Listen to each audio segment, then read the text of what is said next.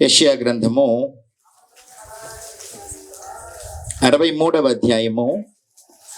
యెషయా గ్రంథము 63వ అధ్యాయము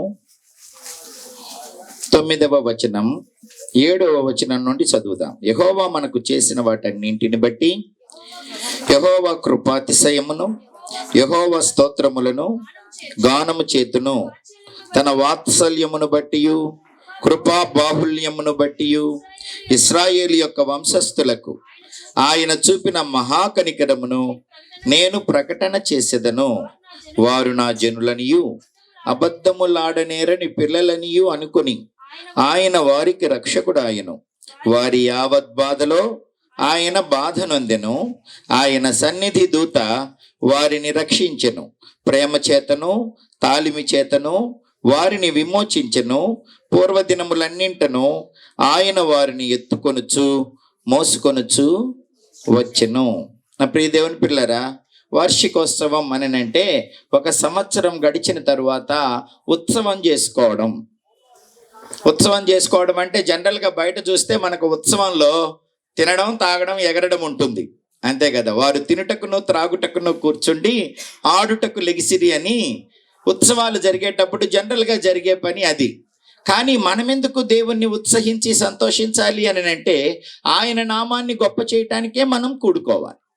దేవుని నామాన్ని మహిమపరచడానికి మనమందరం కూడుకోవాలి. అందులో దేవుని కార్యాలను గూర్చి మనము ధ్యానం చేయాలి.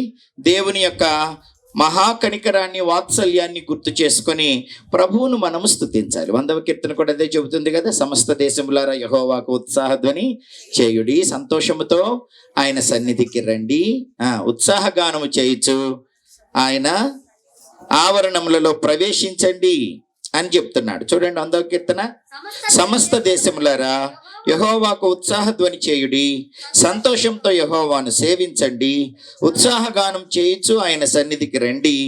యెహోవాయే దేవుడని తెలుసుకొనుడి, ఆయనే మనలను పుట్టించెను, మనము ఆయన వారము, మనము ఆయన ప్రజలము, ఆయన మేపే గొర్రెలము. కనుక కృతజ్ఞతాస్తుతులు చెల్లించుచు ఆయన గుమ్మములలో ప్రవేశించుడి, కీర్తనలు పాడుచు ఆయన ఆవరణంలో ప్రవేశించుడి, ఆయనను స్తుతించుడి, ఆయన నామమును ఘనపరచుడి. యెహోవా దయాళుడు, ఆయన కృప నిత్యముండును, ఆయన సత్యము తరతరములుండును. కదా, దేవుని కృప, దేవుని యొక్క సత్యం తరతరములు ఉంటుంది. తరాలు మారినా యుగాలు మారినా దేవుడు మారడు. దైవజనులు 2021లో మరి ప్రభు సన్నిధి చేరారని, ఆయన సేవా దినాలు సంపూర్తి అయినప్పుడు జకర్యా తన ఇంటికి వెళ్ళాడు అన్నట్లుగా మన నిత్యమైన నివాసం పరలోకానికి సుందర్రావు గారు వెళ్ళారని, మార్చి 14వ తారీఖున ఆయన పరలోకానికి వెళ్ళారని, ప్రభుతో ఉన్నాడని, మరి అప్పటి నుంచి ఇప్పటిదాకా 21 నుంచి అంటే మరలా ఇప్పటికి 3 సంవత్సరాల, రేపు మార్చి వస్తే 3 సంవత్సరాలు నిండుతాయి, అంతేనమ్మా? మే 14 వస్తే 3 సంవత్సరాలు నిండుతాయి. ఈ 3 సంవత్సరాలు కూడా దేవుడు కాపాడాడు. అంతకుముందు వారు మాదిరికరమైన పరిచర్యను జరిగించారని విశ్వాసులు ఇందాక సాక్ష్యం చెబుతుంటే విన్నాను. అలాగే యేసుదాస్ గారు చెప్పిన సాక్ష్యంలో కూడా ఆయన చాలా కన్నీటి ప్రార్థనా పరుడు అని విన్నాను. కాబట్టి వారు ఎంతో మాదిరికరమైన పరిచర్యను విడిచిపెట్టి వెళ్ళారు. కనుక దేవుడే అంతకుముందు దేవుడు సహాయం చేశాడు.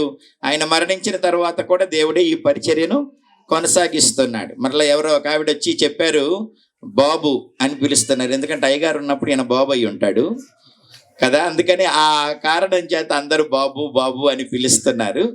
కానీ మంచి వాక్య పరిచర్య చేస్తున్నారు. సంఘాల గురించి, దేవుని వాక్యాన్ని గురించి సవివరంగా మాకు తెలియజేస్తున్నారు. అయ్యగారు లేని లోటును తీరుస్తున్నారు అన్నట్లుగా సాక్ష్యం చెబుతూ ఉన్నారు. ఎందుకు అని అంటే వయస్సుతో కాదు, దేవుడు ఏర్పాటు చేసుకుంటే 8 సంవత్సరాల యోషియా కూడా ఇశ్రాయేలు రాజ్యాన్ని దేవునికి అనుకూలంగా ప్రవర్తించినాడు. కాబట్టి వయసు కాదు, దైవజనులను ఏ ఆత్మతో దేవుడు నడిపించాడో అదే ఆత్మతో తన కుమారుడైన శామ్ మాథ్యూస్ను కూడా ప్రభువు నడిపించటం గొప్ప సంగతి. అక్కడ ఎవరి పిల్లలో మరి వదిలేశారు అందరినాడ. చెప్పాను కదా, అన్ని ఉత్సవాల్లాగా మన ఉత్సవం తిని తాగి ఎగిరే ఉత్సవం కాదు ఇది. ప్రభు కార్యాలను వివరించే ఉత్సవం, ప్రభు కృపలను తలుచుకొని ప్రభువును గొప్ప చేసే ఉత్సవం. కనుక పిల్లలు పెద్దలు అందరూ ఆయన యందు భయభక్తులు కలిగి ఉండాలి. 115వ కీర్తన ఏం చెబుతోంది? పిన్నలనేమి పెద్దలనేమి తన యందు భయభక్తులు గల వారందరినీ యెహోవా ఆశీర్వదిస్తాడు. పిల్లల్ని తీసుకొచ్చి మీ దగ్గర కూర్చోబెట్టుకోవాలి. మందిరంలో హన్న ఏలీతో మాట్లాడుతుంటే పిల్లాడు వెళ్ళి మోకరించి ప్రార్థన చేశాడట. కాబట్టి పిల్లలు అటు ఇటు తిరగటం సమంజసం కాదు. దేవుని యొక్క దాసుడు యెషయా మరి ఇశ్రాయేలీయుల్ని దేవుడు కాపాడిన విధానం, వారి పట్ల దేవుడు చూపించిన వాత్సల్యం అనే మాట మీకు నేను గుర్తు చేయదలుస్తున్నా. వాత్సల్యము అని అంటే ఇంగ్లీష్లో పేరెంటల్ లవ్ అని ఉందన్నమాట. అన్ని ప్రేమలు ఉంటాయి, కానీ తల్లిదండ్రుల ప్రేమను వాత్సల్యం అని పిలుస్తారు. ఎందుకని అంటే స్వార్థం లేనిది తల్లిదండ్రుల ప్రేమ, త్యాగపూరితమైనది ఆ ప్రేమ. అర్థమవుతుందా? కనుక వాళ్ళు పిల్లలు తిన్నాకే ఏదైనా కష్టపడి కూరిస్తే పిల్లల కోసమే. పిల్లలు బాగా ఉంటే వారు బాగా ఉంటారు, పిల్లలు పాడైపోతే వారు ఏడుస్తుంటారు. వాళ్ళకు వాళ్ళ బాధలే కాకుండా పిల్లల బాధలు కూడా ఓ బాధ, అవునా కాదా? పిల్లాడికి నిద్ర వచ్చింది అనుకో, తల్లి నిద్రపోదు, తండ్రి నిద్రపోడు. వాడు మాత్రం టాబ్లెట్లు వేసుకొని శుభ్రంగా చడ్డిగుడ్డ వేస్తే తల మీద వాడు హ్యాపీగా గుర్రు పెట్టి నిద్రపోతుంటాడు. అమ్మా నాన్న మాత్రం మెల్కొని ఉంటారు తెల్లారేదాకా. రోగం వచ్చింది వాడికైతే వీళ్ళెందుకు నిద్రపోకుండా ఉండేది? ఆడి రోగం తగ్గేదాకా వీళ్ళకు మనశ్శాంతి ఉండదు. కనుక తల్లిదండ్రుల బాధలు ఎట్లాంటివి అంటే వారి ప్రేమ, వారి భారాలతో పాటు పిల్లల భారాలు కూడా వారు మోస్తుంటారు. దేవుని ప్రేమ వాత్సల్యము అని చెప్పబడతారు. తల్లిదండ్రులు ఎట్టి ప్రేమను చూపిస్తారో దేవుడు అంతకంటే అధికమైన ప్రేమ చూపిస్తారు. తల్లి కంటే తండ్రి కంటే అధికమైన ప్రేమ దేవుని ప్రేమ. తల్లిదండ్రుల ప్రేమలో దేవుని ప్రేమను మనం చూడవచ్చు. ఎందుకనంటే మన యావత్ బాధలో వారు బాధ నదుతారు. పిల్లడికి ఏదైనా దెబ్బ తగిలింది అనుకో, వాడు ఏడ్చుకుంటా వస్తే వాడిని చూడగానే అమ్మ కళ్ళల్లో నీళ్లు తిరుగుతుంటాయి. దెబ్బ తగిలింది వాడికి కదా, ఏమెందుకు ఏడవడం? దెబ్బ తగిలింది వాడికి కదా, వాడి కన్నీరు తుడిస్తే సరిపోయే, ఆ గాయానికి మందు రాస్తే సరిపోయే, అమ్మ ఎందుకు ఏడవడం? ఏమో అప్రయత్నంగానే పిల్లవాడి కళ్ళల్లో నీళ్లు చూడగానే అమ్మ కళ్ళల్లో నీళ్లు తిరుగుతాయి. దాన్నే వాత్సల్యం అంటారు. యావత్ బాధలో బాధ నందుట. సింపతి, ఎంపతి అని 2 పదాలు ఉన్నాయి. సింపతి ఎదుటోళ్ళ మీద చూపిస్తాం. వాళ్ళకి ఏమైనా దెబ్బ తగిలింది అనుకో, అయ్యో పాపం అంటాం. సింపతి అంటే జాలి పడడం. ఎదుటి వారి యొక్క స్థితిని బట్టి, వారికి కలిగిన బాధను బట్టి జాలి పడితే దాన్ని సింపతి అంటారు. ఎంపతి అంటే ఏంటంటే ఎదుటి వారి బాధే తన బాధగా చేసుకొని వారితో కలిసి ఏడ్చి వారి బాధ పోయేదాకా ఏదో ఒక ప్రయత్నం వారిని బాధలో నుంచి బయటికి తీసుకురావడానికి చేస్తారే, దాన్ని ఎంపతి అంటారనమాట. దేవుని ప్రేమలో ఆ ఎంపతి గంపలు ఉంటది, కొలతలేనంత. అమ్మ ప్రేమలో కూడా సింపతి కంటే ఎంపతి ఎక్కువ ఉంటుందన్నమాట. పిల్లాడికి దెబ్బ తగిలితే, పిల్లకి దెబ్బ తగిలితే వాళ్ళు కంటే వీళ్ళు ఎక్కువ బాధపడుతుంటారు, వాళ్ళకంటే వీళ్ళు ఎక్కువ ఏడుస్తుంటారు. దేవుడు కూడా మన పట్ల అలాంటి ప్రేమను కలిగి ఉంటాడు. ప్రసాదరావు గారు కన్నీటితో ప్రార్థన చేశారని జేసుదాస్ గారి దగ్గరికి వెళ్ళినప్పుడు చెప్తే, మెత్తని హృదయం కలిగిన వారికి తొందరగా కన్నీరు వస్తుంది. ఆయన ఎంతటి మెత్తని మనసు కలిగిన వాడా అనుకుంటున్నాను నేను. దేవుని కూడా మృదువైన మనస్సు కలిగిన వాడు.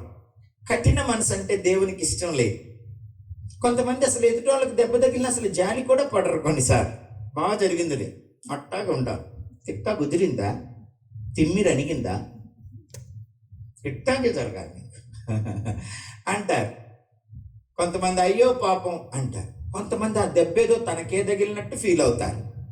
ఆ ఎంపథెటిక్ మనసు ఉందే, అది దేవుని మనసు.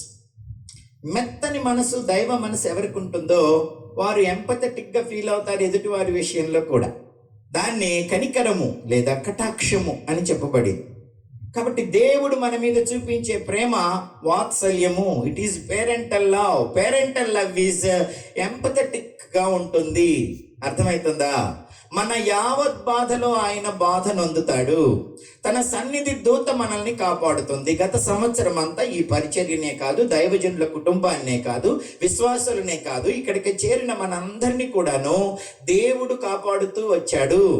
దేవుని దూతలు రాత్రనక పగలనక మనల్ని కాపాడుతూ వస్తున్నారు. కనుక ఆయన కాపుదలను బట్టి మనం ప్రభువును స్తుతించాలి. ఆయన ఎంపథెటిక్ హార్ట్ ఉందే, ఆ వాత్సల్యంతో కూడిన ఆ కనికరం, యావత్ బాధలో బాధ నొందుట, ఒక్క బాధ కాదు. కొంతమంది ఈ లోకంలో కొన్నిసార్లు మనం బాధ చదువుతుంటారు. పొద్దాకల బాధ చదువుతున్నాం అనకొచ్చి ఏడుపు మొహం దానా, ఎవడు రేడే ఎప్పుడు ఏడుపు మొహమ్మడు, ఎప్పుడు బాధలే, వీడి దగ్గరికి పోతే ఎప్పుడు బాధలే చదువుతాడు రా బాబు. అందుకని నవ్వే వాళ్ళతో అయితే కాసేపు హుషారుగా ఉండొచ్చు అని ఏడుపు కొట్టు మొహం వాళ్ళ వైపు చూడరు. బాధలు పొద్దాకల చెబితే ఇష్టం ఉండదు. పొద్దాకల ఏదో ఒక సమస్యతో బాధపడే ఇంటికి వెళ్ళాలని అంటే మనుషులకు ఇష్టం ఉండదు. అందుకని ఆ ఇంటిని దాటి ఆ మనిషి ముఖాన్ని చాటేసుకొని వెళ్ళిపోతుంటారు కొన్నిసార్లు. ఎందుకని కనపడితే ఇక బాధలు ఏకరువు పెడతారా బాబు అని అన్నదమ్ముళ్ళు, స్నేహితులు, బంధువులు కూడా బాధ చెప్పుకోబోతే, కన్నీరు విడవబోతే అసహించుకుంటారు. 1, 2, 3 ఓకే, అంతవరకు ఇక వాళ్ళ లిమిట్. అంతకు మించి మన బాధలు వినలేరు, అంతకు మించి మన కన్నీరు చూడలేరు. అందుకని మనల్ని దాటి వెళ్ళిపోతుంటారు. వాళ్ళ ఇంటికి పోవటం ఎందుకులే అని పక్కింటికి వెళ్ళిపోతారు. వాళ్ళని కదిలించుకోవటం ఎందుకు లేరా కంపెనీ, మనతో మాట్లాడనైనా మాట్లాడు, అలా వందనాలు చెప్పి ఇలా దాటిపోతుంటారు. కానీ దేవుడు అలా చేయడు. దేవుడు మన యావత్ బాధలో బాధనొందుతాడు. నువ్వు బ్రతికినంత కాలం నీ బాధను పంచుకుంటాడు. నీ కన్నీటిలో ఆయన కూడా కన్నీరు కారుస్తాడు. ఆయన బేతనీకి వెళ్ళినప్పుడు మరియా మార్త తమ్ముడిని పోగొట్టుకుని ఏడుస్తూ ఉంటే, ఎందుకే పిచ్చిదాన్నా ఏడుస్తావు, నేను వచ్చానుగా, కాసేపు చూడు, చచ్చిపోయినాను కూడా లేపుతా, ఏడబాక అనాలి. కానీ అక్కడ ఒక మాట రాసింది, యేసు కన్నీరు విడిచెను. ఎందుకు ఏడవాలి? ఆయనకి తెలుసు కదా, జీవం మరణం ఆయన స్వాధీనంలో ఉంది కదా. ఆయన కాసేపట్లో 4 రోజులు సమాధిలో పెట్టిన లాజర్ని లేపుతాడని తెలుసు కదా ఆయనకి. ఆయన ఏం చేయబోతున్నాడో ముందుగా ఆయనకి తెలిసినప్పుడు ఎందుకు ఏడవాలి? ఏడవకుండా ఉండలేదు వాత్సల్యమైన హృదయం. ఆయన వారి యావత్ బాధలో బాధనొందుతాడు. అందుకే దేవుడు లాంటి దేవుడు మరొకడు ఉండడు. దేవుడు లాంటి దేవుడు మరొకడు లేడు. ఆయనకి ఎవరు సాటి రారు. ఆయన అందరి బాధలు భరిస్తారు. అందరూ మన సంతోషాలను పంచుకుంటారు, కానీ మన కన్నిటిని పంచుకునే వాళ్ళు చాలా తక్కువ. పంచుకున్నా కొద్దిసార్లే, అది ఏళ్ల మీద లెక్క పెట్టగలిగినన్ని సార్లే, అన్నిసార్లు పంచుకోరు. కానీ మానవ జీవితంలో దుఃఖం ఒక భాగమైపోయింది కదా. వెలుగు చీకటి ఎలాగైపోయిందో సంతోషం దుఃఖం ఎక్కువైపోయింది. ఒకంత సంతోషమే కొద్దిగా ఉంటదేమో, దుఃఖమే ఎక్కువ ఉంటుంది జీవితంలో. ఈ దుఃఖకరమైన పరిస్థితులన్నింటిలో మనల్ని అర్థం చేసుకుని మనల్ని విడిపించేవాడు ప్రభు అయిన యేసు. మనల్ని బలపరుస్తాడు, మనల్ని నడిపిస్తాడు. ఆయనది చాలా ఎంపథెటిక్ హార్ట్, వాత్సల్యపూరితమైన హృదయం దేవునిది. ఆయన మనకు తోడుండి మనల్ని అర్థం చేసుకొని మన కన్నీటిని తుడిచి దాన్ని నాట్యంగా మారుస్తాడు. బేతనీయలో అదే పని చేశాడు ఆ ఇంటికి మగదిక్కైన లాజరు చనిపోయినప్పుడు. అలాగే మన జీవితంలో దేవుడు కూడాను మన యావత్ బాధలో బాధనుంది. ఆయన ఏం చేస్తాడట, ఆయన సన్నిధి దూతనంపించి మనలను రక్షించి ప్రేమ చేత తాలిమి చేత మనలను విమోచిస్తాడు. తాలిమి అంటే ఓర్చుకోవటం, తాలిమి అని అంటే ఓర్చుకొనుట. ప్రేమ, తాళిమి తల్లిదండ్రులకే ఉంటాయి. ఎన్నిసార్లు మిస్టేక్ చేసినా కొంతమంది పారా ఎప్పుడు ఇంతే నువ్వు అని వదిలేస్తారు. కానీ అమ్మ మాత్రం చచ్చిపోయేదాకా, ఎన్నిసార్లు నష్టం చేసినా, ఎన్నిసార్లు మిస్టేక్ చేసినా తల్లిదండ్రులు ఇంకోసారి చూద్దాం, ఇంకోసారి చూద్దాం, కొన్నిసార్లు ఏం చేయాలో తెలియదు అంటారు. మెడబట్టుకొని బయటికి గంటొచ్చు కదా, కొడితే సస్తారేమోనని తండ్రులు పెద్ద యాష్ పాడితే దెబ్బ కత్తుకుంటారు నేలకేసి. కానీ కొడితే ఎక్కడ చస్తారోనని పళ్ళు బిగబడతారు, ప్రజలు బిగబడతారు. అణుచుకొని అణుచుకొని అవకాశాలు ఇస్తారు. కోపం తెప్పిస్తాం మనము. కానీ చాలాసార్లు తల్లిదండ్రుల కోపం అంతా మన మీద ప్రదర్శించరు. ఏం చేస్తారు? పళ్ళు బిగబట్టి పెదవులు కొరుక్కుని తమాయించుకుంటారు. మనం చాలాసార్లు తల్లిదండ్రులకే కాదు, తల్లిదండ్రులకే కోపం తెప్పిస్తే దేవునికి ఎన్నిసార్లు తెప్పించుంటాం మనం. వాళ్ళ మనసుని అర్థం చేసుకోక, వాళ్ళు అనుకున్నంత మనం చేయక చాలాసార్లు కోపం తెప్పిస్తాం. అప్పుడెల్లా కూడా దేవుడు తాళిమి కలిగి ఉంటాడు, ఓర్చుకుంటాడు, పెదాలు బిగబడతాడు. అంతేగాని ఎప్పుడు మెడబట్టి బయటకు గెంటడు. గెంటుంటే మనం సమాధిలో ఉండేవాళ్ళు. బట్టలు కట్టుకొని ఇక్కడ ఉండేవాళ్ళం కాదు. అమ్మా నాన్న మెడబట్టుకొని గెంటితే ఎట్ట రోడ్డు మీద పడతామో, దేవుడు గెంటితే ఈ భూమి మీద నుంచి సమాధికి వెళ్ళిపోతాం. కానీ దేవుడు గెంటడు, ఆయన ప్రేమతోటి పెదాలు బిగబట్టుకుంటాడు. ఇంకా మారుతారని అవకాశం ఇస్తాడు. ఈలోపు ఎవరన్నా మనల్ని గదిలించారనుకో కోపం. నాకు ఒక ఇన్సిడెంట్ గుర్తొస్తుంది ఈ వాత్సల్యం అనే మాట. నేను విలియం బూత్ కాలేజీలో 92లో ఇంటర్మీడియట్ చదివాను బాపట్లలో. అప్పుడు మా మహేష్ అన్నయ్య అక్కడ ఇంజనీరింగ్ చదువుతున్నారు. ఓ తల్లి 26 సంవత్సరాల నుంచి కాళ్ళు చేతులు రెండు పోలియో వచ్చిన వ్యక్తిని ఎత్తుకొని మోసి ఈ నడుము మీద నల్లగా కాయ కాసిపోయింది. వాడిని ఎత్తుకొని వెళ్తుంది. నేను పుస్తకాలు పట్టుకొని కాలేజీకి వెళ్తున్నాను. అప్పటికే ఆమెకు 90 సంవత్సరాలు ఉంటాయి వయసు. చిన్నోడట, వాడికేమో కాళ్ళు చేతులు రెండు పోలియో. ఎత్తుకొని మోస్తాము. వాడు పచ్చిబూతులు తిడుతున్నాడు. అలా ఇక్కడ ఎత్తుకుంటే ఇంత ఎత్తున్నాడు, కాళ్ళు చేతులు పని చేయక అన్ని పనులు ఆవిడే చేస్తుందట. ఈ మొండెం వరకే వాడికి పని చేసింది. వాడు ఎత్తుకుంటే ఇక్కడ దాకా వచ్చింది. ముసలిది కదా, చచ్చిపోతాను అనుకొని కూడా వీడి కోసం నన్ను బతికించమని ప్రార్థన చేసుకుంటుందట. ఆవిడే చెప్పింది. వాడు పచ్చిబూతులు తిడుతున్నాడు. నేను కాలేజీకి వెళ్తుంటే ఎవరినమ్మా వాడు తిట్టేదన్నా నేను, కోపం వచ్చి. అప్పుడు ఆమనింది పేలవంగా నవ్వి, ఎవరిని తిడితే ఎవరు ఊరుకుంటాడు బాబు, ఆడు తిట్టేది నన్నే అని. నువ్వు వాడికి అన్ని పనులు చేస్తున్నావు. వాడిని ఎత్తుకొని మొత్తం అంతా నడుమంతా కాయగాసిపోయింది. ఇంత ముసలిదానివి, అంత కుర్రోన్ని ఎత్తుకొని మోస్తుంటాడికి కృతజ్ఞత లేకుండా అట్లా తిడతా ఉంటే ఇస్సిరి నేలకేసి కొట్టకూడదా అన్న. ఇస్సిరి నేలకేసి కొట్టకూడదా? నేనైతేనా వేసి నేలకేసి కొడుతుని ఇప్పటికెళ్ళా అన్నా. అప్పుడు దాకా జాలిగా ఉండి ఉన్న ఆవిడ నా మీద రివర్స్ అయిపోయిందండి. కొడతావు, ఎందుకు కొట్టావు అంటుందండి నన్ను. అదేంటమ్మా, నేను నీ మీద జాలిగా నీకు సపోర్టివ్గా, వాడు నిన్ను కొడుతున్నాడని, వాడు నిన్ను తిడుతున్నాడని నీకు సపోర్టివ్గా మాట్లాడుతూ ఎత్తి నేలకేసి కొట్టకపోయావా అన్ని పచ్చిబూతులు తిడుతుంటే అని నేనంటే నా మీద రివర్స్ అవుతావేంటమ్మా అన్నా. అంటే తెలుస్తుంది నీకు కన్న తీపేంటో. అసలే కాళ్ళు చేతులు లేనోడైతే నేలకేసి కొడితే నడుమిరిగిపోదు.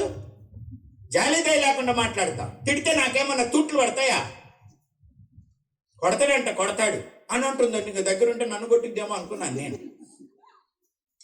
ఆ కొడుకు నా మాట అన్నందుకు ఆమె ఎంత జాలి పడిపోయిందండి అంటే, ఆమె ఇమ్మని అనొచ్చు, నేను మాత్రం అనకూడదు. రోడ్డున పోయేవాడు ఒక మాట పిల్లల్ని అంటే చాలా కోపం వచ్చింది. మనం ఎన్నిసార్లు అయినా కొడతాం. ఆ కొట్టే ప్రతిసారి ఎంత దెబ్బ కొడుతున్నామో చూసి కొడతాం. గట్టిగా కొడితే ఏమన్నా అయిద్దేమోనని కొట్టినట్టే. ఆ కొట్టే దాంట్లో కూడా చాలా ప్రేమ ఉంటుంది. అమ్మ నాన్న కొడితే, నాన్నకంటే అమ్మ కొడితే ఇంకా మెత్తగా ఉంటుంది. చాలా తూకం వేసుకొని కొడతారు కొట్టేది కూడా పిల్లల్ని. కానీ రోడ్డు మీద వాళ్ళు కొడితే మాత్రం ఊరుకోరు. తల్లిదండ్రుల ప్రేమ చాలా ప్రత్యేకమైంది. అయితే ఇప్పుడు ఒక మాట చెప్పనివ్వండి. అలాంటి తల్లి మనల్ని వదిలేసి వెళ్ళిపోతే మనకెవరుంటారు? ఆదరించేవారు, ఓర్చుకునేవారు, ప్రేమ చూపేవారు, సరిచేసేవారు దేవుడు ఉంటాడు. దేవుడున్నాడు ఈ పరిచర్య విషయంలో, ఈ కుటుంబం విషయంలో. ఇప్పుడు గట్టిగా అందరూ చప్పట్లు కొట్టి దేవునికి స్తోత్రం చెప్పాలి. తల్లి అయిన మరచునేమో నేను నిన్ను మరువను, చూడుమున అరచేతులలో నిన్ను చెక్కి ఉన్నాను. తల్లి అయిన మరచునేమో నేను నిన్ను మరువను, చూడుమున అరచేతులలో నిన్ను చెక్కి ఉన్నాను. నీ పాదము తొట్టిల్లనీయను నేను, నిన్ను కాపాడువాడు కునుకడు నిదురపోడు అని చెప్పి వాగ్దానము చేసిన యేసయ్యా తల్లిలా లాలించును, తండ్రిలా ప్రేమించును, తల్లిలా లాలించును, తండ్రిలా ప్రేమించును. ముదిమి వచ్చు వరకు ఎత్తుకొని ముద్దాడును, సంక పెట్టుకొని కాపాడును. యేసయ్యా తల్లిలా లాలించును, తండ్రిలా ప్రేమించును, తల్లిలా లాలించును, తండ్రిలా ప్రేమించును. భర్త తండ్రిని వదిలిపెట్టి వచ్చిన తర్వాత ఒక తండ్రి, అవునంటారు కాదంటారు? పెళ్లి కాకముందు ఆడపిల్లల్ని తండ్రులు ఎలా పోషించి సంరక్షిస్తారో, తల్లిదండ్రులను వదిలేసి వచ్చిన తర్వాత భర్త అలా సంరక్షిస్తాడు. భర్తలో ఓ తండ్రి ఉంటాడు, ఒక స్నేహితుడు ఉంటాడు, ఓ పోషకుడు ఉంటాడు, ఓ మంచి సలహాదారు ఉంటారు. మరి దైవజనులు వదిలిపెట్టిపోతే పిల్లల కంటే కూడా భార్యకు చాలా లోటు ఉంటుంది. అది అమ్మగారి పేరు చెప్తే బాగుంటుంది. సుజన. సుందర్రావు గారు వదిలిపెట్టిపోయిన సుజన ఒక కూతురే. ఎందుకంటే అమ్మా నాన్న వదిలేసి దాంపత్యంలో ఎన్ని రోజులు ఉన్నారో అన్ని రోజులు ఆయన సంరక్షకుడు, పోషకుడు, స్నేహితుడు అన్నీ పంచుకుంటారు. పిల్లలతో చెప్పలేని కూడా భర్తతో చెప్పుకుంటారు. సడన్గా భర్త దూరం అయిపోతే ఎవరితో చెప్పుకోవాలో అర్థం కాదు. ఏమయ్యా ఫోన్ ఆపకూడదా?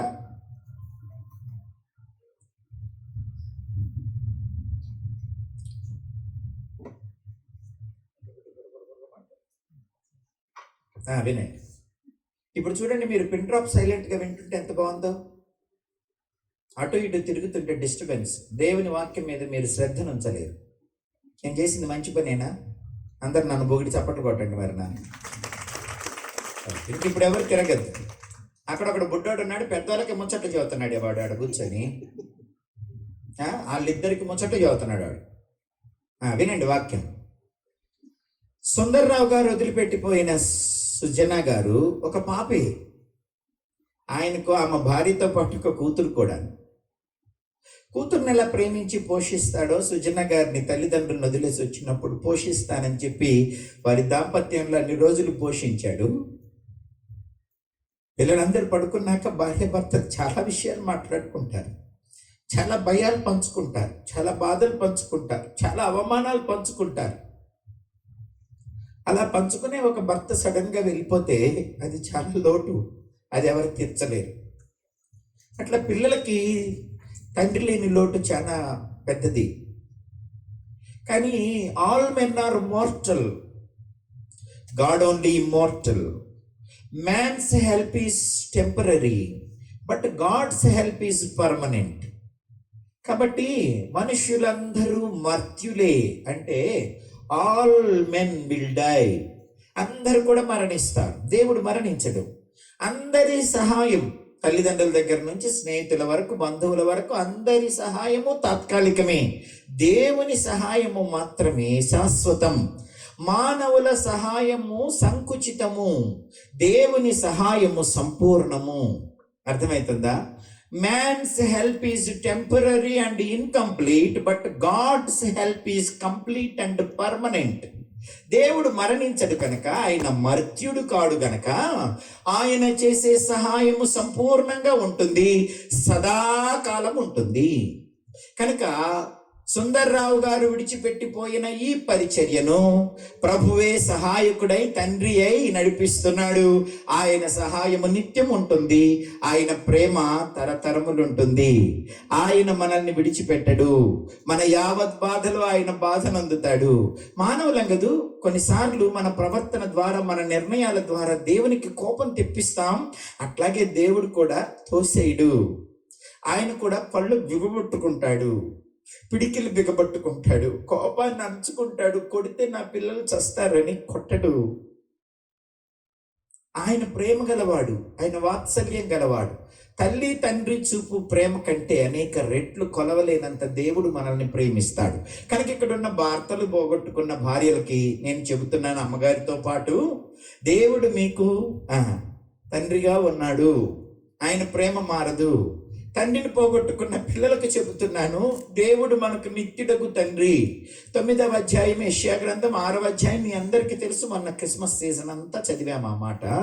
ఏలయనగా మనకు కుమారుడు పుట్టెను, మనకు శిష్యువు పుట్టెను, కుమారుడు అనుగ్రహించబడెను, ఆయన భుజముల మీద రాజ్యభారముండును, ఆశ్చర్యకరుడు, ఆలోచనకర్త, నిత్యుడగు తండ్రి, ఎవర్ లాస్టింగ్ ఫాదర్.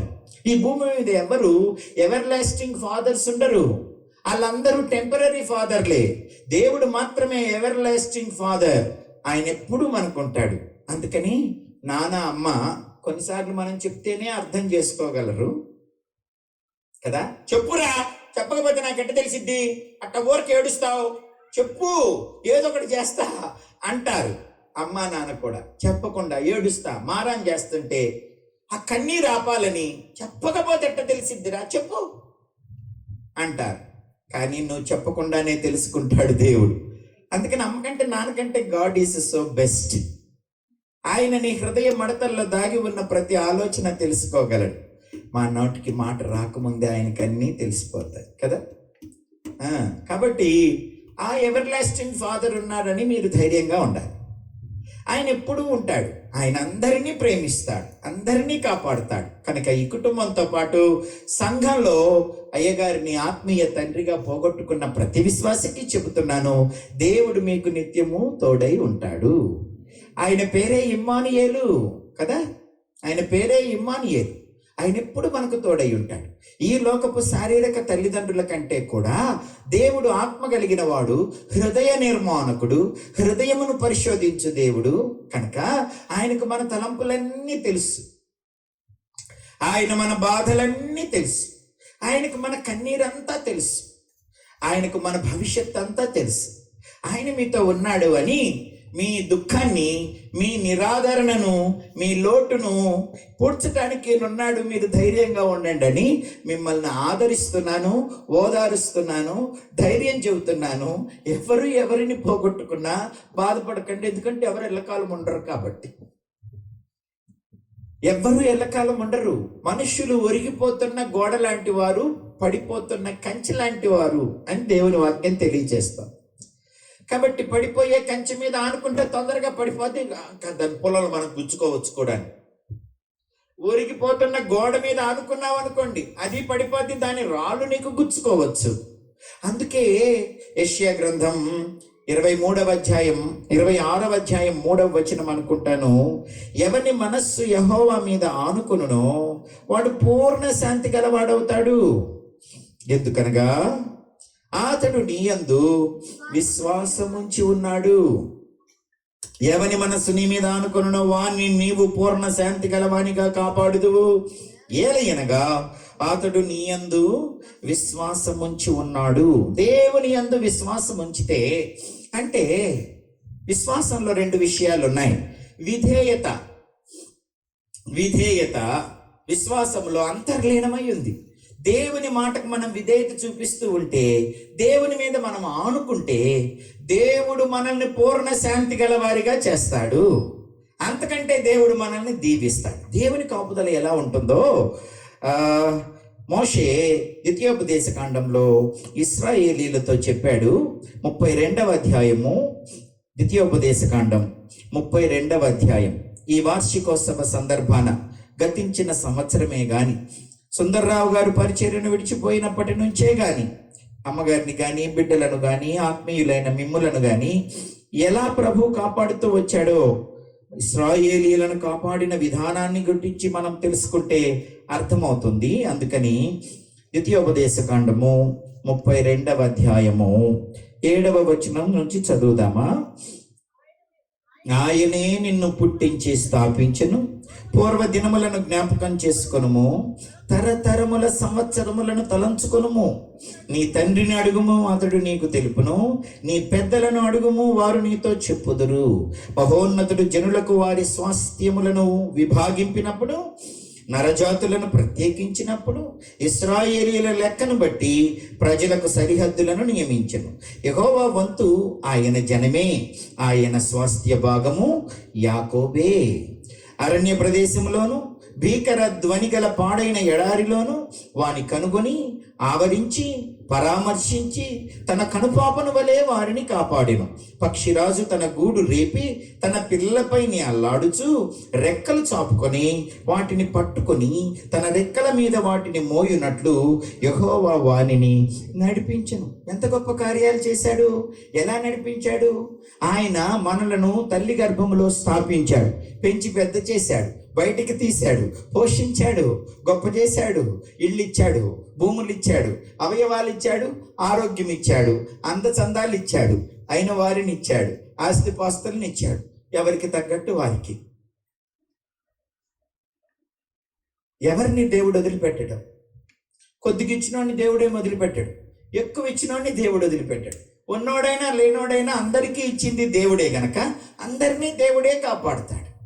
అందరికీ దేవుడు నిత్యం తోడై ఉంటాడు. అందరినీ ఆయన మోస్తాడు. అర్థమవుతుందా? ఆయన ఎత్తుకొనుచు మోసుకొనుచు వచ్చాడట పూర్వదినాలన్నీ. ఓ చిన్న పిల్లోడిని ఎవరినైనా ధైర్యవంతుని నా దగ్గరికి పంపించాలి. చిన్న పిల్లలు ఎవరు వస్తారు? నీ పిల్లల్ని ఏమన్నా పంపించగలవమ్మా? పంపించాలి ఎవరో ఒకళ్ళు మాత్రం. ఇప్పుడు నాకు నచ్చిన పిల్లోడు ఒకడు ఉన్నాడు ఇక్కడ, తెల్ల షర్టు. నువ్వు నించోరా, కానీ నేను ఎత్తుకోలేనురా బాబు. అందుకని నీ పేరేం పేరు చెప్పు? ప్రణీత్. ఎంత శ్రద్ధ కల్లాడు. కరెంటు పోతే టకటక వచ్చి కర్టన్లన్నీ తీసి, అయ్యగారు ఇప్పుడు మీకు ఓకేనా అంటున్నాడు గాలి వచ్చేటట్టు. థ్యాంక్ యూ రా, గాడ్ బ్లెస్ యూ. నిన్ను నేను ఎత్తుకోలేను నాన్న, ఇంకోటి సన్నగా ఉన్నాడు కావాలి. నీ పక్కన ఉండరా, నువ్వు రా త్వరగా. ముసలాడువా కుర్రాడువారా నువ్వు? త్వరగా రా, ఇటురా. ఈడు కూడా ఎత్తుకోవటం కష్టమే అవుద్దేమో. పూర్వదినములన్నింటను ఆయన వారిని ఎత్తుకొనుచు మోసుకొనుచు వచ్చినట్టు. ఎత్తుకోవటం మీకు తెలియంది కాదులే, చూపిస్తే అందులో ఉన్న విషయం మీకు అర్థమైద్దని. అయ్యా ఇట్లా పట్టుకోండి పాస్టర్ గారు, నేను నిన్ను ఎత్తుకుంటారా?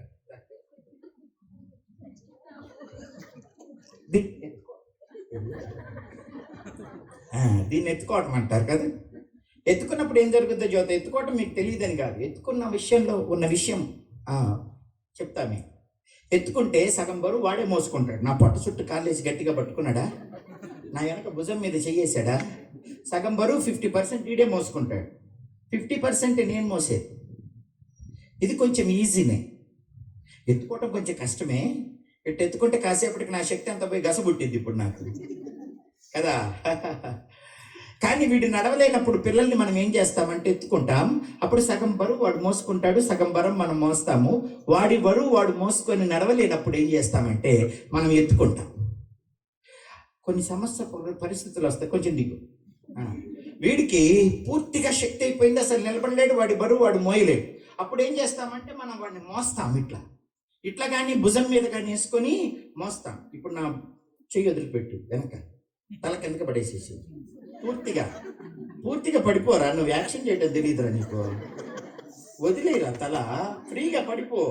అట్లా ఇట్లున్నాడు అనుకో, ఇప్పుడు మోయటం చాలా కష్టం. కానీ ఏ తల్లి అయినా తండ్రి అయినా పిల్లాడు బరువు అవుతున్నాడని ఎవడని ఇసిరేస్తాడా? ఇసిరేయడు. పసిపిల్లల్ని మోయటం కష్టం కాదు, కానీ పెద్దవాళ్ళని మోయటం చాలా కష్టం. God bless you, thank you very. పిల్లల్ని మోయటం ఈజీనే, కానీ పెద్దవాళ్ళని మోయటం చాలా కష్టం. ఎత్తుకోవటానికే 50% భారం మోయాలి అని అంటే 100% మనమే మోయాలి. కానీ మోయాల్సి వచ్చిన దేవుడు ఎప్పుడు తన పిల్లల్ని నేలను పడేయడు. ఏ తల్లి తండ్రి కూడాను పిల్లలు ఏలబడుతూ ఉంటే ఎవ్వరూ నేలను పడేరు, నా వల్ల కాదని. భుజం మీదకో చేతుల మీదకో, భుజం మీదకో చేతుల మీదకో మార్చుకుంటే వాడిని బతికించుకోవడానికి ఎట్ట పరిగెడతారో దేవుడు కూడా నిన్ను అలాగే కాపాడుతాడు. చప్పట్లు కొట్టి దేవునికి స్తోత్రం చెప్పాలి.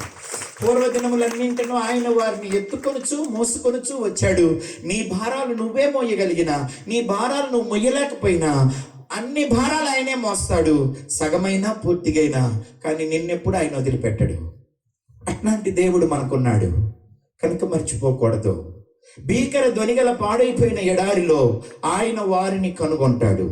21లో మరి సుందర్రావు గారు చనిపోతే 22లో అని అనుకుంటా సివియర్గా వచ్చింది మన భారతదేశం మీదకి, ఆంధ్రప్రదేశ్ మీదకి కరోనా. అటు తండ్రిని పోగొట్టుకొని కరోనాలో పోషణ కష్టమై అన్ని ఒంటరితనంలో ఉన్నప్పుడు ఎవరు కాపాడారంటారు? వారిని మనల్ని అందరినీ దేవుడే. అరణ్యం అంటేనే చుట్టూ చెట్లు, క్రూర మృగాలు, పలకరించడానికి మనిషి ఉండడు. ఇక ఎడారంటారా, అందులో చెట్లు ఉండవు, జంతువులు ఉండరు, మనుషులు ఉండరు, నివాసం ఉండదు, నీళ్లు ఉండవు. అరణ్యం కంటే ప్రమాదకరమైనది ఎడారి. ఆ అరణ్యమైన ఈ భీకర ధ్వనిగల పాడైన ఎడారైనా నేను వారిని కనుగొంటాను. ఇంకొకరు రావాలి నా దగ్గరికి. పెద్ద గాలి, అరణ్యంలో ఇసుక తుఫాను అంటున్నప్పుడు రావాలి. ఇప్పుడు నువ్వు రావచ్చురా బాబు, నువ్వు ఇప్పుడు రావచ్చురా, ఇప్పుడు ఎత్తుకునే పని లేదు, నువ్వురా. ఏం పేరన్నా? ప్రణీత్ నా కొడుకు. కబక్కన వెళ్ళాడు. అరణ్యంలో పెద్ద తుఫాన్ వచ్చేస్తుంది, లేదా ఆరు బయట చెట్ల కొమ్మలు ఇరిగిపోయి రేకులు లెగిసిపోయి మొత్తం వచ్చేస్తా అనే పెద్ద గాలి తుఫాన్. అందులో ప్రణీత్ నా కొడుకు చిక్కుకొని ఉన్నాడు. అప్పుడు తండ్రిగా నేనేం చేస్తాను, పరిగెత్తుకుంటూ ఆ తుఫానులో, ఆ గాలిలో, ఆ రేకులు చెట్లు కొమ్మలు ఇరిగిపోయి వస్తున్న ప్రమాదకరమైన చోట తనుంటే ముందాడు ఎక్కడున్నాడో చూస్తాను. ప్రణీత్ ఎక్కడరా అని అంటే, ఇదిగో మరి చెప్పబోతున్నాడు ఇక్కడ.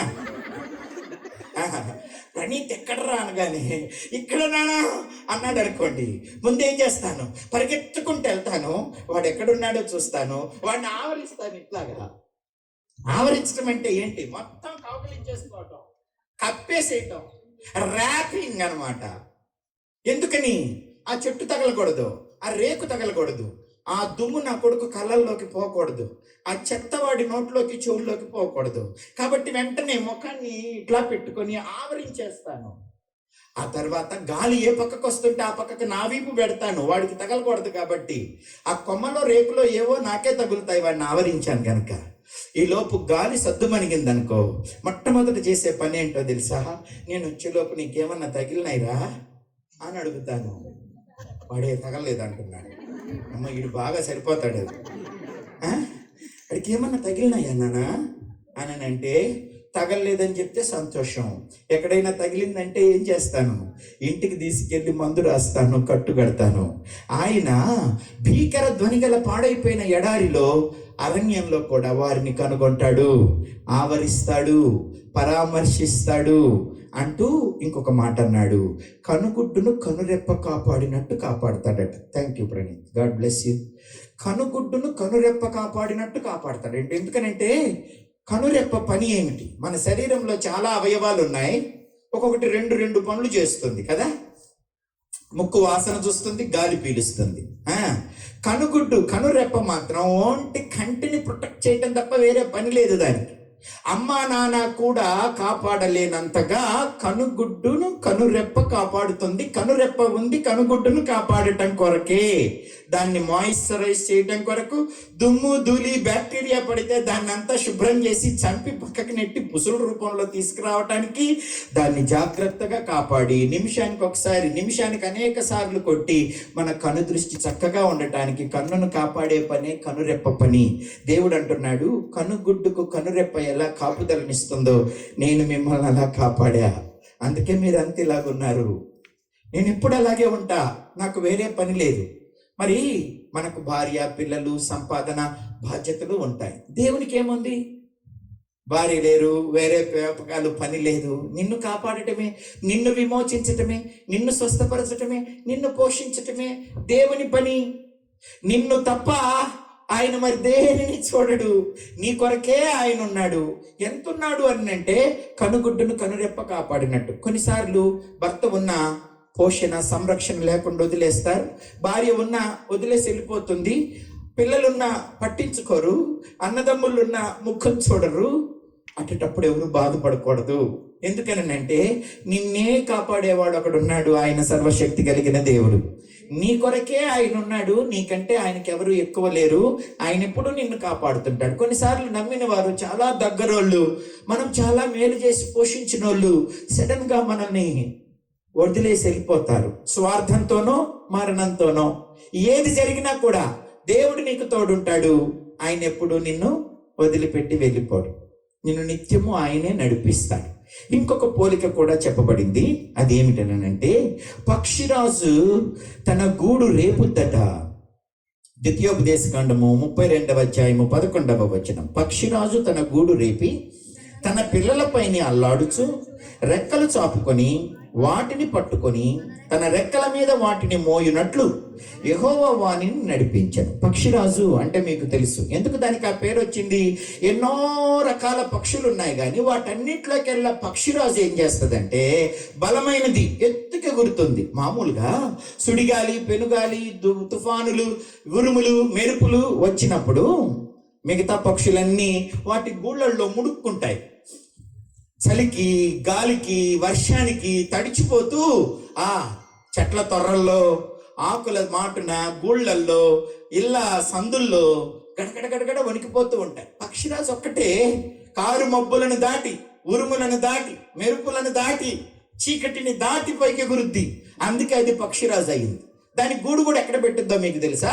పర్వత శిఖరాల మీద పెట్టిద్ది గూడు. కనుక తన పిల్లలకు కూడా ఏమీ చింత లేదు. ఈ అమ్మాయి ఎన్నిసార్లు తిరుగుద్దాం అట్లాగా తీసుకొని నువ్వన్న వెనక్కి వెళ్ళి కూర్చో.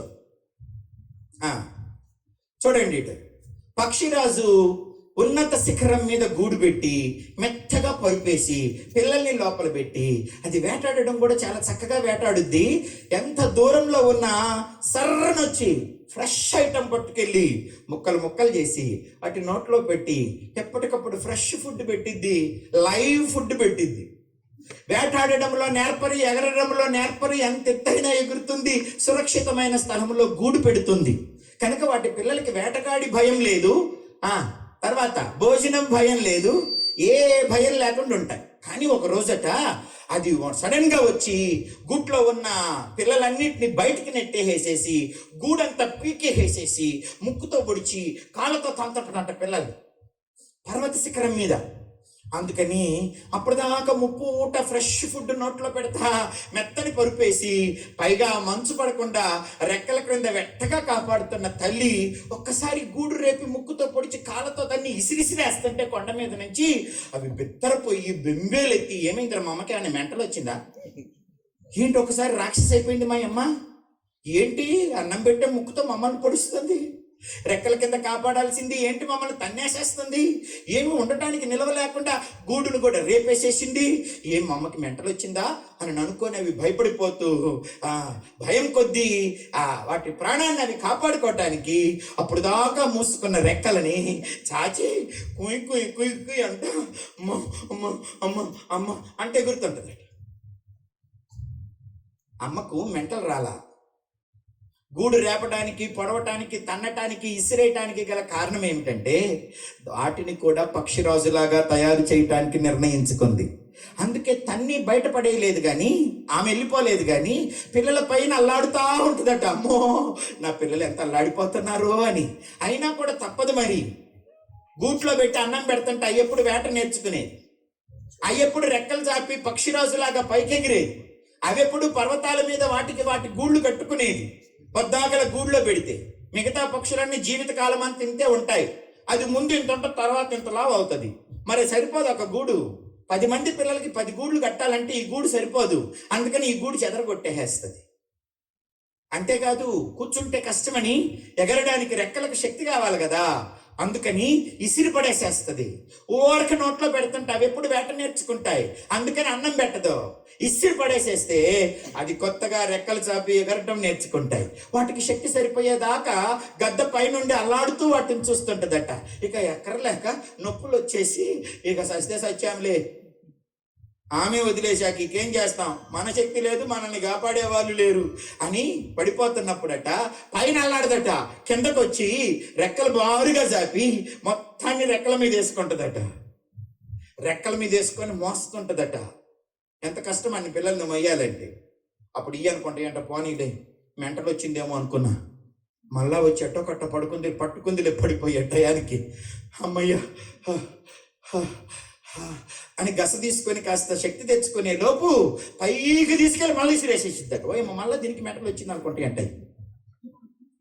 మరలా ఎగరనిచ్చి మరలా క్రిందకు వచ్చి మరలా రెక్కలు చాపి మరలా రెక్కల మీద మోస్తూ అలాగలాగా ఉంచి మళ్ళా పైకి తీసుకెళ్ళి మళ్ళా ఇసిరేస్తుంటే అప్పుడు దాకా భయము ఆందోళనలో దిక్కుతోచని స్థితిలో ఉన్న ఈ పక్షిరాజు పిల్లలు హ్యాపీగా ఎగురుతుంటాయండి. ఎందుకనంటే ఉంటే అమ్మ పైన ఉంటుంది, లేకపోతే కింద ఉంటుంది. ఎగిరేదాకా పైనుండి చూస్తుంది, ఎగరలేనప్పుడు కిందకు వచ్చి మోస్తుంది. అమ్మ పైన కింద ఉంటుంది, కానీ మనల్ని వదిలిపెట్టి పొట్ల. అమ్మకు మెంట వచ్చింది, అమ్మ మనసు మారింది, ప్రేమ కలిగిన అమ్మ రాక్షసి అయిపోయింది, అందుకే మమ్మల్ని ఇట్టు చేస్తుంది.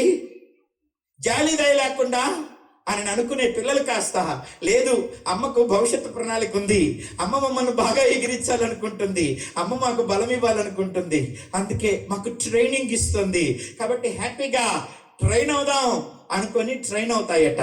ఆ తరువాత ఈ పక్షిరాజు పిల్లలే పక్షిరాజులు అవుతాయి. నా ప్రియ దేవుని పిల్లరా, దేవుడు తన పిల్లల్ని ఎలా కాపాడుతాడో తెలుసా? ఉన్నట్టుండి ఒక్కసారి అందంగా ఉన్న పొదరిల్లును పీకేస్తాడు. అమ్మా నాన్న భార్య పిల్లలు సేవ కుటుంబం అన్నీ బాగున్నాయి అనుకోగానే సడన్ గా నాన్న చచ్చిపోతే అది పీకివేయబడిన గూడు చందమే. ఇప్పుడు అన్నీ ఎతుకులాడుకోవాలి, చేతులు కాళ్ళు తెగిపోయినట్టుంటాయి, ఏం చేయాలో తెలియదు, మరొకరి మీద ఆధారపడుతుండాలి, కొన్నిసార్లు మన మీదే మనం ఆధారపడాలి. ఇవన్నీ తప్పక జీవితంలో చేయాలి, ఎందుకంటే ఎవరు ఎల్లకాలం తోడుండరు కదా. కొన్నిసార్లు భర్తలు చచ్చిపోయినప్పుడు అగ్గిపెట్టి తెచ్చుకోవటం కూడా తెలియదండి, నాకు బయటికి వెళ్ళి అన్ని మా ఆయనే తెస్తాడు అని ఏడుస్తుంటారు తల్లులు. ఇప్పుడే బయటికి వెళ్తున్నా, వెళ్ళాలి మరి తప్పదు, ఎల్లం కాదని ఎవరు ఉండరు. నువ్వు కూడా నేర్చుకోవాలి అగ్గిపెట్టి కొనుక్కోవటం, సరుకులు కొనుక్కోవటం. నువ్వు కూడా నేర్చుకోవాలి సంపాదించటం, నువ్వు కూడా పిల్లల్ని బలపరచాలి. అమ్మా నాన్న పొద్దాకలు ఉంటే కుదరదు, పిల్లలు కూడా పెద్దవారు అవ్వాలి, ఇల్లు కట్టుకోవాలి, సంఘం నడపాలి. శామ్యాతిలాగా నీ ఒక్కడవేనా, నీకు అక్క ఉందా? తమ్ముడు చెల్లి, ఆమె చెల్లె. ఓకే, ఏడి తమ్ముడు ఎక్కడా? ఇక్కడ. ఓకే, ముగ్గురు ఉన్నారనమాట. ముగ్గురు పక్షిరాజులే. చప్పటి కొట్టి దేవునికి స్తోత్రం చెప్పాలి. గూడు పీకాడు కదా, నాన్నని తీసుకెళ్ళిపోయాడు, కానీ మిమ్మల్ని వదిలిపెట్టలేదు. ఆయన మీకు తోడుకున్నాడు. ఒకరు కీబోర్డ్ ప్లేయర్, ఒకరు ప్యాడ్స్ ప్లేయర్, ఒకరేమో సింగరు, ఆరాధకురాలు, మ్యూజిషియన్స్, కాపరులు. వాళ్ళకంటే పెద్ద వయసు వాళ్ళని కాపాడగలుగుతున్నారు, పోషించగలుగుతున్నారు, ప్రేమించగలుగుతున్నారు, ధైర్యం చెప్పగలుగుతున్నారు, ఆశీర్వదిస్తున్నారు, ప్రార్థిస్తున్నారు. దేవుడు వదిలిపెట్టాడు, నడిపిస్తాడు నా దేవుడు, శ్రమలోనైనా నన్ను విడువడు. నడిపిస్తాడు నా దేవుడు, శ్రమలోనైనా. అడుగులు తడబడినా, అలసట పైబడినా, అడుగులు తడబడినా, అలసట పైబడినా, చేయి పట్టి వెన్ను తట్టి చక్కని ఆలోచన చెప్పి, చేయి పట్టి వెన్ను తట్టి చక్కని ఆలోచన చెప్పి నడిపిస్తాడు. మీ అందరికి వస్తే పెద్దగా పాడొచ్చు.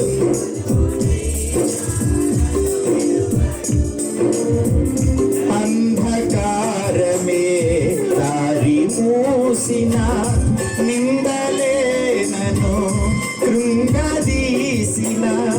అంధకారమే దారి మూసిన, నిందలే నన్ను కృంగదీసిన. తన చిత్తం నెరవేర్చుతాడు, గమ్యం వరకు నన్ను చేర్చుతాడు. తన చిత్తం నెరవేర్చుతాడు, గమ్యం వరకు నన్ను చేర్చుతాడు. నడిపిస్తాడు బిగ్గరగా, నన్ను విడువడు. నడిపిస్తాడు నా దేవుడు, శ్రమలోనైనా. కష్టాల కొలిమి కాల్చివేసిన, శోకాలు గుండెను చీల్చివేసిన. కష్టాల కొలిమి కాల్చివేసిన, శోకాలు గుండెను చీల్చివేసిన. తన చిత్తం నెరవేర్చుతాడు, గమ్యం వరకు నన్ను చేర్చుతాడు. తన చిత్తం నెరవేర్చుతాడు, గమ్యం వరకు నన్ను చేర్చుతాడు. నడిపిస్తాడు నా దేవుడు, శ్రమలోనైనా. అడుగులు తడబడినా, అలసట పైబడినా, అడుగులు తడబడినా, చేయి పట్టి వెన్ను తట్టి చక్కని ఆలోచన చెప్పి, చేయి పట్టి వెన్ను తట్టి చక్కని ఆలోచన చెప్పి నడిపిస్తాడు నా దేవుడు, శ్రమలోనైనా. అమ్రాము యొకెబెదులకు ముగ్గురు పిల్లలు, మోషే, అహరోను, మిరియాం. వీళ్ళు కూడా మోషే, అహరోను, మిరియాం లాగా ముగ్గురు ఉన్నారు. మోషే నాయకుడు, అహరోను యాజకుడు, మిరియాము ఆరాధకురాలు. వీళ్ళ ముగ్గురిని చూస్తే నాకు వాళ్ళు గుర్తొస్తున్నారు.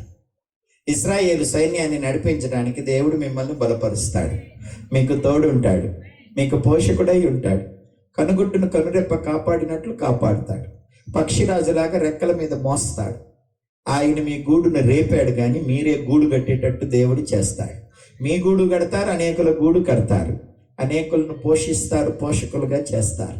ప్రభువు మిమ్మల్ని నడిపిస్తాడు, మర్చిపోవద్దు. ఇంకొక మాట చెప్పాల్సినవి చాలా ఉన్నాయి, కానీ టైం నాకు లేని కారణంగా భోజనాల కోసం వచ్చినట్టున్నారు, అందరూ అక్కడ నిలబడ్డారు. మరి ఎక్కువసేపు చేస్తే మరలా కోపం వచ్చేస్తారు ఆకలైతే. అంచేత మీకు కోపం రాకుండా ఆకలి అవ్వకముందే నేను ముగించేస్తాను. దినవృత్తాంతములు 2వ గ్రంథము 34వ అధ్యాయము ప్రారంభం చదువుదాము. దినవృత్తాంతములు 2వ గ్రంథము 34వ అధ్యాయము. యోషియా ఏలన ఆరంభించినప్పుడు 8 ఏండ్ల వాడ యెరూషలేములో 31 సంవత్సరం ఏలెను.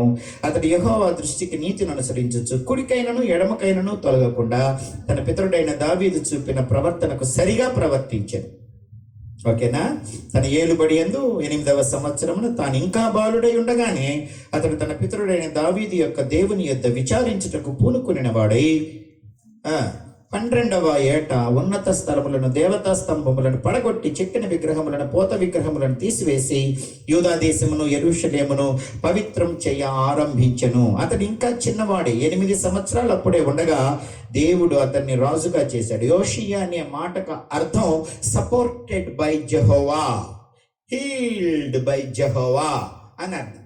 దేవుని ద్వారా బాగు చేయబడిన వాడు, స్వస్థపరచబడిన వాడు. కాబట్టి దేవుడు మనకైన గాయాలను బాగు చేస్తాడు, ఆయనే గాయం రేపుతాడు. అదే కదా ఉంది, గాయము రేపువాడు ఆయనే, గాయము మాన్పువాడు ఆయనే.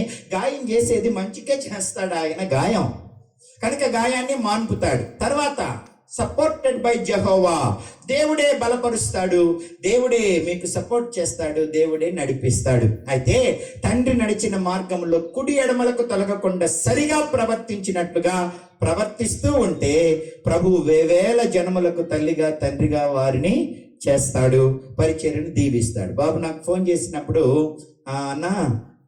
నానున్నప్పుడు పరిచర్య జరుగుతూ వచ్చింది అప్పటి నుంచి, కానీ చిన్న మందిరం ఉండేది. నాన్న చనిపోయినారు, ఆ తర్వాత లాస్ట్ ఇయర్ పెద్ద మందిరం కట్టి ప్రతిష్ఠ చేశామని. ఈ మందిరం కట్టేటప్పటికి నాన్నగారు లేరు కదా, లేదు. ఎవరు కట్టించారు? కొడుకుతో కట్టించాడు దేవుడు. కట్టువాడు, నిలబెట్టువాడు, కొనసాగించువాడు, వృద్ధి పొందించువాడు దేవుడే. ముగింపులో ఒక ఆశీర్వాదం చదివి ముగించేస్తాను. హోషియా గ్రంథం 14వ అధ్యాయం. దేవుని వాగ్దానం చూడండి. మీ పట్ల అంటే సుందర్రావు గారికి దేవుడిచ్చిన శారీరక సంతానము, ఆత్మీయ సంతానమైన విశ్వాసులను ఉద్దేశించి ప్రభు చేస్తున్న వాగ్దానం ఒకటి. హోషియా గ్రంథము 14వ అధ్యాయము. హోషియా గ్రంథం 14వ అధ్యాయము 5వ వచనం. చెట్టునకు మంచు ఉన్నట్టు నేను అతని కుందును, తామర పుష్పము పెరుగునట్లు అతడు అభివృద్ధి పొందును. లెబానోను పర్వతము దాని వేళ్లు తన్నునట్లు వారు తమ వేళ్లు తన్నుదురు. అతని కొమ్మలు విశాలంగా పెరుగును. ఒలీవ చెట్టునకు కలిగినంత సౌందర్యం అతనికి కలుగును. లెబానోను కొన్నంత సువాసన అతనికి ఉండును. అతని నీడ యందు నివసించు వారు మరడివత్తురు. ధాన్యము వలె వారు తిరిగి మొలతురు. ద్రాక్ష చెట్టు వలె వారు వికసింతురు. లెబానోను ద్రాక్ష రసపు వాసన వలె వారు పరిమళింతురు. ఇది బిడ్డల విషయంలో, ఆత్మీయ సంతానం విషయంలో ప్రభు అనుగ్రహించు ఆదరణకరమైన వాగ్దానం. యెషయా గ్రంథం 62వ అధ్యాయము, యెషయా గ్రంథం 66వ అధ్యాయము చూడండి. యెషయా గ్రంథం 66వ అధ్యాయము 12వ వచనం. యెహోవా ఇలాగు సెలవిచ్చుచున్నాడు, ఆలకించుడి, నది వలె సమాధానమును ఆమె యొద్దకు పారజేయుదును. వారు మీరు జనముల ఐశ్వర్యం అనుభవించినట్లు ఒడ్డు మీద పొర్లి పారు జల ప్రవాహము వలె మీ యొద్దకు దానిని రాజేతును. మీరు చంకన ఎత్తుకొనబడుదురు, మోకాళ్ల మీద ఆడించబడెదరు. చాలు, ఇది అమ్మగారి కోసం దేవుడిచ్చే సమాధానకరమైన వాగ్దానం. మోకాళ్ళ మీద ఎవరిని ఆడిస్తారు చెప్పండి? ఏ వయసు పిల్లల్ని ఆడిస్తారు? మోకాళ్ళ మీద శిశువులను, నవజాత శిశువులను మోకాళ్ళ మీద పెట్టుకొని ఆడిస్తారు. దేవుడు చంకనెత్తుకుంటాడు, మోకాళ్ళ మీద నవజాత శిశువులను ఆడించినట్లు ఆడిస్తాడు. మిమ్ములను, మీ సంఘమును దేవుడు విస్తరింపచేసి ఈ ప్రాంతానికి దీవెనకరంగా, అనేకులకు ఆశీర్వాదకరంగా, దేవుని నామానికి మహిమకరంగా రానయ్యన్న సంవత్సరాల్లో నూరంతల ఆశీర్వాదాన్ని ఇచ్చి ప్రభు మిమ్మల్ని దీవించును గాక. ఆ దేవుని ఆజ్ఞలు పాటించండి, దేవుని మీద ఆనుకోండి, దేవునికి కోపం తెప్పించకండి, దేవుని కాపుదలను వ్యర్థం చేయకండి, దేవుని మీద ఆధారపడండి. ఆయన ఆజ్ఞలను పాటిస్తే ఆయన మిమ్మల్ని వృద్ధి పొందిస్తాడు. అట్టి భయభక్తులు, దేవుని వాక్యానుసారమైన జీవితం మీకు ఇచ్చి ఇంకా మిమ్మల్ని నూరంతలు వర్ధిల్ల చేయును గాక. God bless you. Thank you.